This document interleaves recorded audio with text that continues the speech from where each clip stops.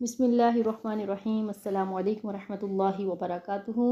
آج کی اس ویڈیو میں ہم جانیں گے سورۃ الانشراح، اس کا ترجمہ اور اس کی وضاحت۔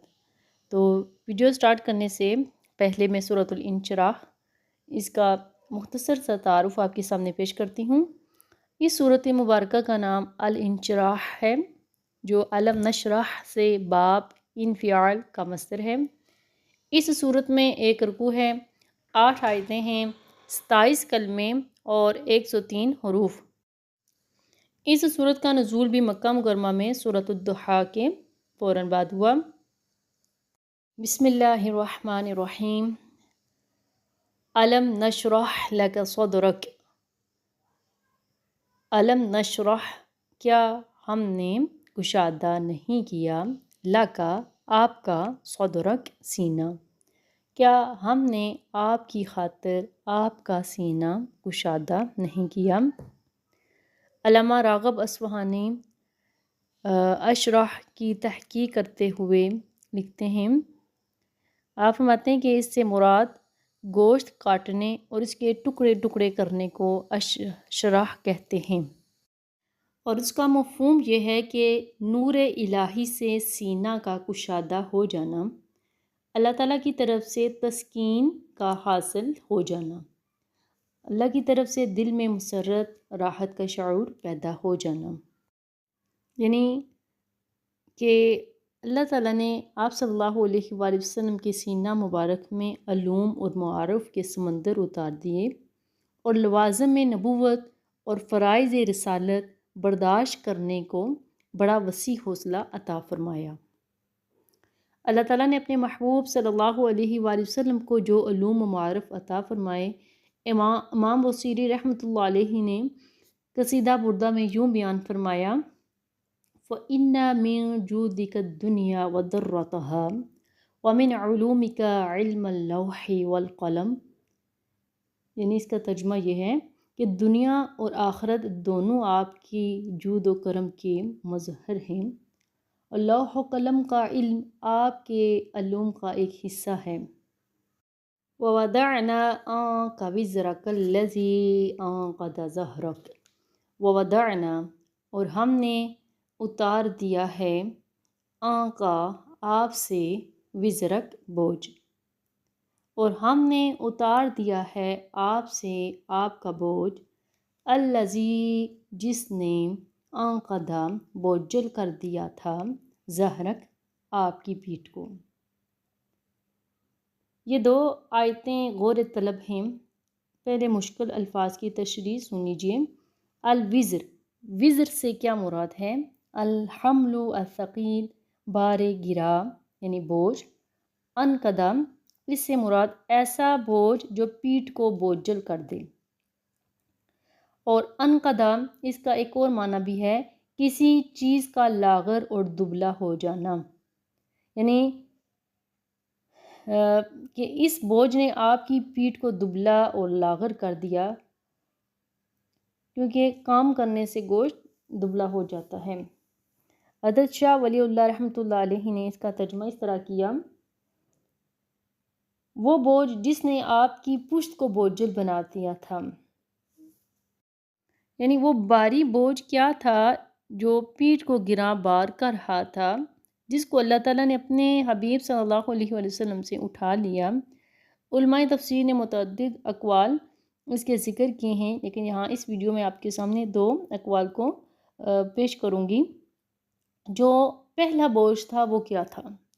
یعنی اپنی قوم کو کھلی گمراہی میں دیکھ کر آپ صلی اللہ علیہ وآلہ وسلم کو بہت تکلیف ہوتی تھی۔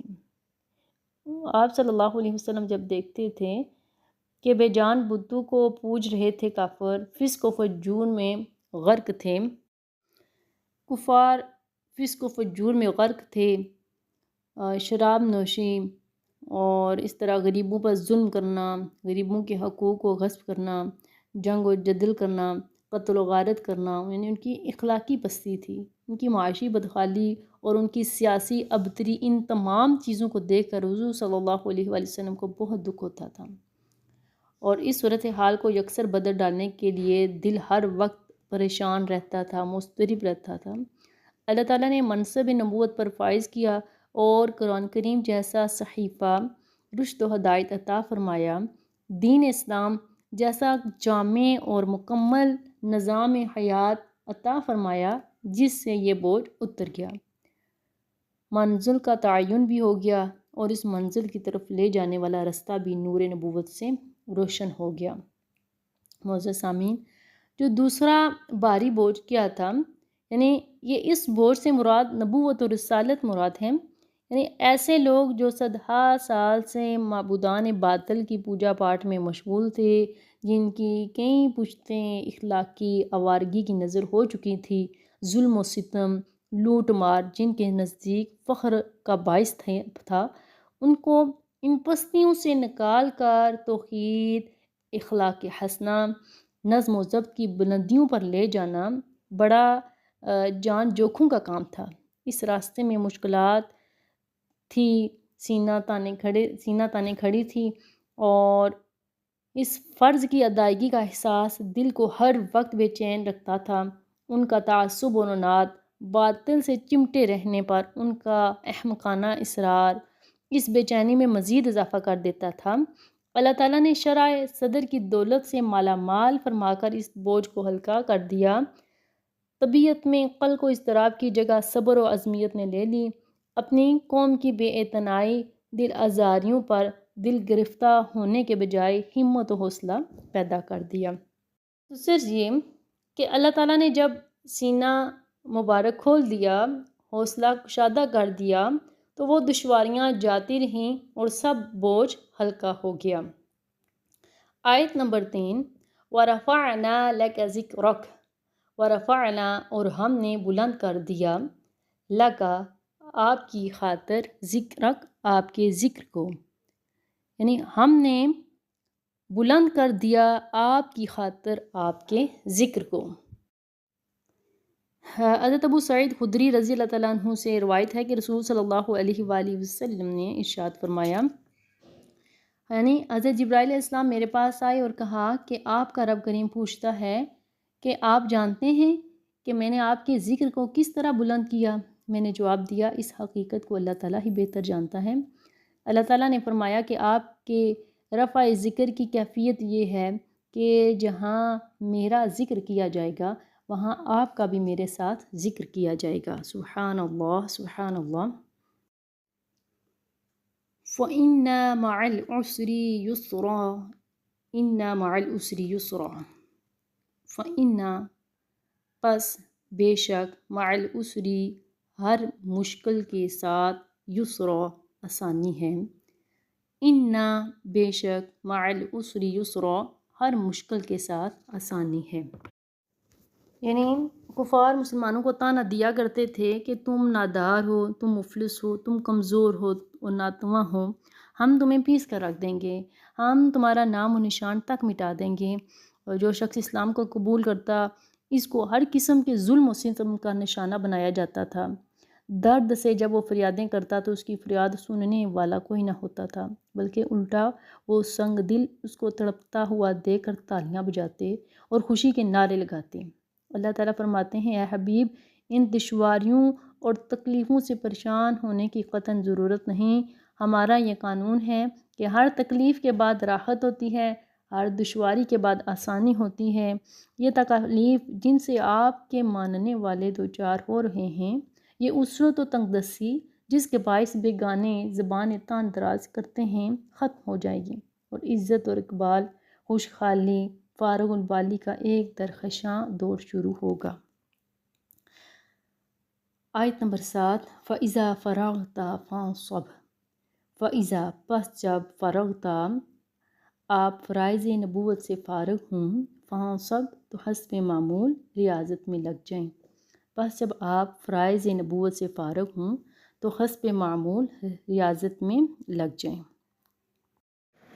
یعنی جب آپ فرائض نبوت سے فارغ ہوں تو حسب معمول ریاضت میں لگ جائیں، یعنی جب تم ایک عبادت سے فارغ ہو جاؤ تو اس عبادت کی توفیق پر شکر ادا کرنے کے لیے دوسری عبادت شروع کر دو۔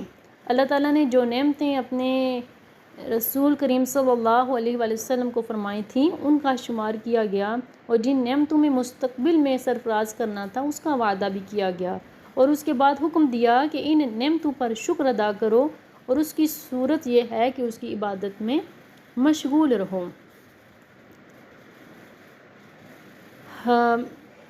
حضرت عمر فاروق رضی اللہ تعالیٰ عنہ کا ایک پر اسرار ایک حکمت والا ارشاد ہے کہ حضرت عمر فرماتے ہیں کہ میں اس بات کو سخت ناپسند کرتا ہوں کہ میں تمہیں نکمہ بیٹھے ہوئے دیکھوں، نہ تم دنیا کا کوئی کام کر رہے ہو اور نہ تم اپنی آخرت کو سنوار رہے ہو۔ عزیز ناظرین، یہی فاروقی تربیت تھی کہ جس کی برکت سے امت مسلمہ نے چند سالوں میں مشرقی اور مغربی عالمی طاقتوں پر فتح حاصل کر لی اور اپنی عظمت کے پرچم گاڑ دیے تھے۔ آیت نمبر 8، وَإِلَىٰ رَبِّكَ فَارْغَب، اور اپنے رب کی طرف راغب ہو جائیں، یعنی اے حبیب آپ اپنے رب کی طرف ہی راغب رہا کریں، اسی کی وہ ذات ہے جو تیرا رب ہے، جس نے اس منصب عالی اور مقام میں بلند پر فائز ہونے کے لیے آپ کی تربیت فرمائی ہے۔ اگرچہ وہ سارے جہانوں کا رب ہے، لیکن اس کی شان ربوبیت کا جو خصوصی تعلق تیرے ساتھ ہے وہ کسی کے ساتھ بھی نہیں، تو اس کا وہ تیرا، کسی غیر کی یہاں کیا گنجائش۔ اللہم صلی علی سیدنا و مولانا محمد وصحبہ سیدنا و مولانا محمد وبارک وسلم علیہ وما علینا الا البلاغ المبین۔